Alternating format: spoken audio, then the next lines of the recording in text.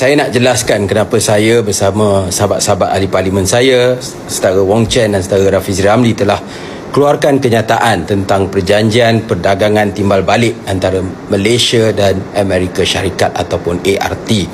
Ini bukan tentang soal parti, tetapi ini adalah tentang soal kedaulatan negara dan juga masa depan ekonomi rakyat.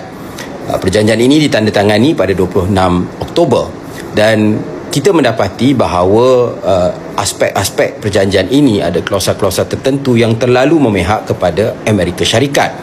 Dan lebih membimbangkan lagi, Timbalan Menteri MITI, Saudara Liew Chin Tong, sendiri telah nyatakan secara terbuka bahawa Malaysia dipaksa untuk masuk ke dalam rundingan ini dan proses menandatanganinya pula berlaku tanpa wujud satu rundingan dengan pihak-pihak berkepentingan yang jelas. Ini gambaran yang kita terima.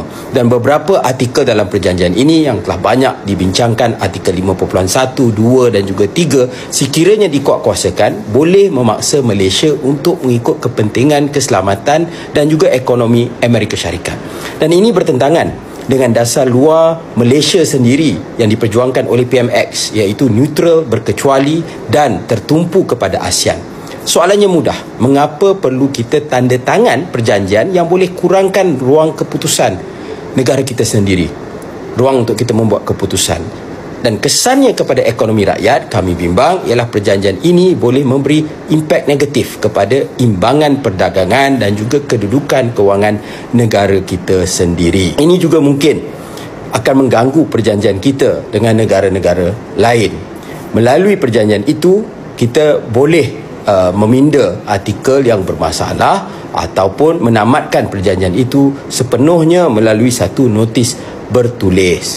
Namun, apa yang kami cadangkan kepada kerajaan, ada beberapa perkara tetapi yang kita nak tumpukan ialah pertama, menumbuhkan satu Suruhanjaya Diraja ataupun RCI supaya kita boleh melihat bagaimana proses kita tanda tangani perjanjian ini.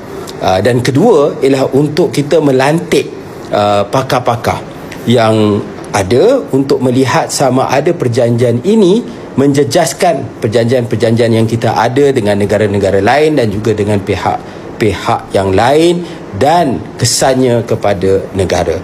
Kita merasakan bahawa ini adalah perkara penting yang perlu diberi tumpuan. Yang kita nak pastikan ialah kepentingan negara, kepentingan rakyat terjaga dalam perjanjian ART ini.